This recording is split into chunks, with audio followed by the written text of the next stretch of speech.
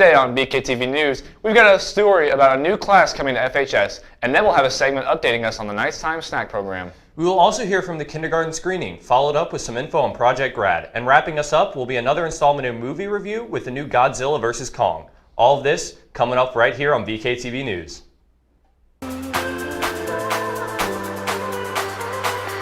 Going live in 3, 2, 1.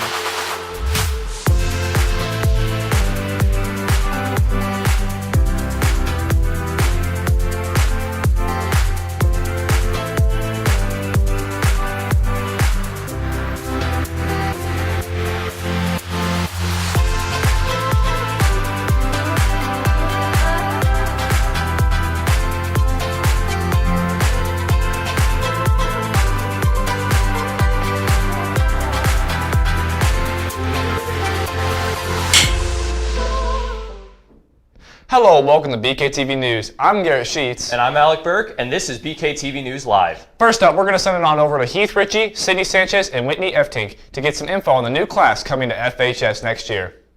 Have you ever wanted to start your own business? Well, we have your answer. Today we sat down with Ms. Pierce to tell you about the new program coming to FHS. If you've ever seen an episode of Shark Tank, this is what our classroom is going to look like. The students are going to be creating real business plans and creating actual real businesses and products with the help of our community. Well, we definitely don't want to just limit this to business-minded students. We have a lot of applicants right now, even from the engineering program, which is going to be great next year because they will bring in their expertise from different areas. Farmington High School is the first in the state of Missouri to offer this wonderful program, so we're very, very fortunate that we will be launching this soon. My name is Christy Pierce, and I'll be the educator for the Incubator EDU program. My email is cpierce@farmington.k12.mo.us, or of course you can check with one of your counselors and they can give you more information as well. Thank you to Ms. Pierce for taking the time for educating us on this wonderful program coming to FHS. If you would like to get more information on this program, contact your counselors or Ms. Pierce via email. I'm Sydney Sanchez with Heath Ritchie and Whitney Eftink, and this is BKTV. Gosh, it really stinks that we're graduating this year. I'd love to take that class. I think I might have to purposely fail just so I can take that class. That might not be a good idea. Before you do that, why don't we go on and see what Ryder Hunt and Garrett Ward are up to with the cereal boxes? I am Missy Tischer, and I am the librarian here at Roosevelt Elementary, and I'm also the CTA president, Community Teachers Association for the district. We're doing a cereal box maze, domino maze. We have donated all companies and kids and all kinds of people have donated to nighttime snack. So all the cereal boxes will go to the kiddos over spring break. Well, the Boys Club's helping. Coach Tracy and his Boys Club's helping out there. They're setting up all the way around the school, down the hallways. We were going to do it outside, but it was a little bit too windy today. The idea actually came from Sandy Shelley, one of our substitute teachers here. She had sent me the link and asked me if we were still helping out with nighttime snack, and we do. We give them money sometimes, our CTA does, or we just donate food. And she had sent me the idea, and I asked the principals if they would be willing. I know Jefferson Elementary is doing it as well.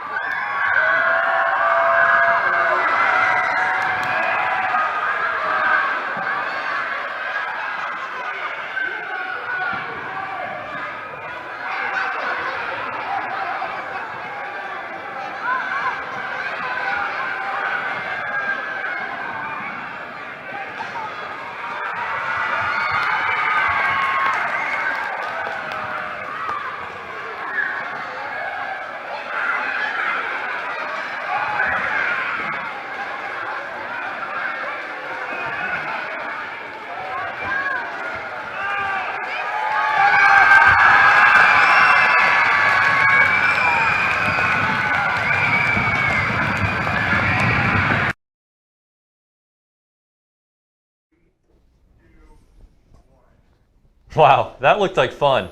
Thanks, Ryder and Garrett, for sharing that news, and thank you to all who donated cereal for this cause. Brady Cox and Emma Collins have information about the kindergarten screening over at Truman. Take it away, guys. This fall, the class of 2034 will begin their kindergarten year. Recently, the parents brought their kids in to get screened. Kim Weekly, the Parents of Teachers Coordinator, explains how the kindergarten screening process works at Farmington R7. So kindergarten screenings are a screening that we do for children before they enter kindergarten.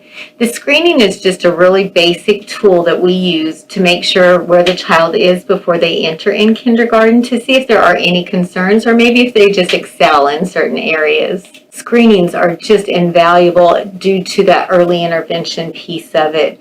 This is kind of what we call a child find. We actually go into every daycare and preschool in Farmington and offer a free developmental screening. During that process of the screening, if we see a concern in any of those domains that I mentioned, what we'll do is we'll visit with the parent, talk about it, see if they have any concerns, and if they do and we want to move forward, then we have resources that they could utilize to help their children catch up in that specific area that maybe they're running behind on. Last year, we were so lucky to be able to develop what we call our screening team. Our screening team now consists of some retired teachers. We have 3 retired teachers that are doing all of our screening for us. So now my parent educators are free to do more home visits in with families. For more information on kindergarten screenings, please contact Truman Learning Center at 573-701-1370. Wow. The class of 2034. I feel old. For real, Alec. It's crazy to think that our graduation's like right around the corner. Yeah, but it'll be here before we know it, and I'm excited.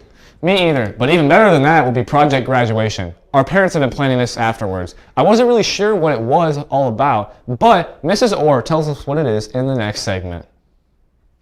Seniors, have any plans after graduation day? Well, if not, welcome to Project Grad. I'm here with Mindy Orr. I'm going to ask her some questions about Project Grad. Project Grad is for the seniors, and after graduation, we take all the seniors who sign up for Project Grad up to St. Louis, and you get to go someplace really fun. It's super awesome. This is like the best place that I have seen any of the seniors get to go. And you're going to spend most of the evening up there. You're going to have food, tons of stuff to do. And then we'll bring you back, and we'll feed you breakfast, and you get all your prizes. Every senior gets a goodie bag, and it's just going to be a lot of fun. One last evening with your classmates. It is on May 23rd after graduation. It's kind of a surprise. Some know, but it's kind of supposed to be a surprise, but a lot of the kids find out. But when you do, you're going to find out that it's a really awesome place, and you guys are going to have a lot of fun.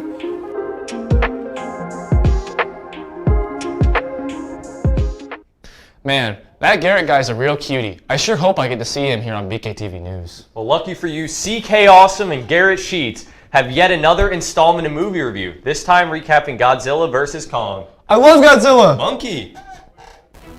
The world is still recovering from the clashing titans in the film Godzilla vs. Kong. Now that the film has been released and Garrett and myself have both been able to watch it, it's time to do a spoiler-free review for that movie. So Garrett, what were your overall thoughts of the movie? It was a clear winner for those who did watch it. That's true. In my opinion. I think the movie was a very good movie. It had a driving story, which made me want to watch it more, honestly, more than the fights themselves. Personally, I feel like there's a lot of things that could have been improved on, but what movie doesn't have that, you know? It's like every movie's got something that's like a flaw, or like something that's just kind of throws it off, but truly, I think it was a good work of art. I think they did a great job making it. What about you, Carter?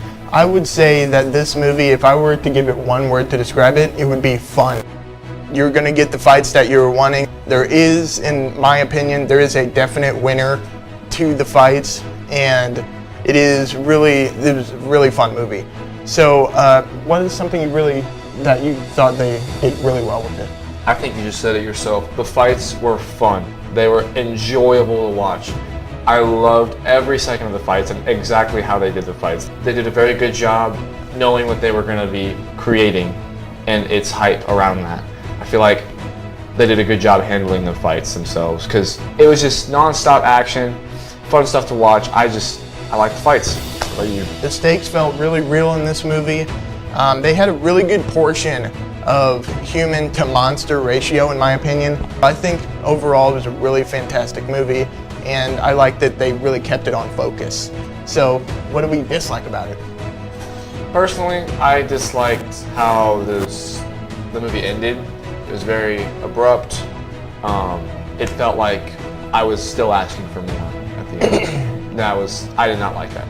One thing that I disliked about the movie was everything felt like there are things happening in the movie that are just illogical, and if you think too much in the film, it will ruin the experience.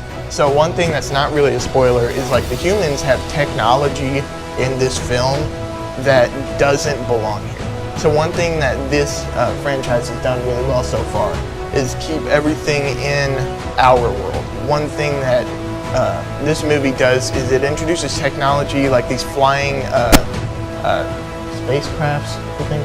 Yeah. These flying ships that don't really belong in the year 2021.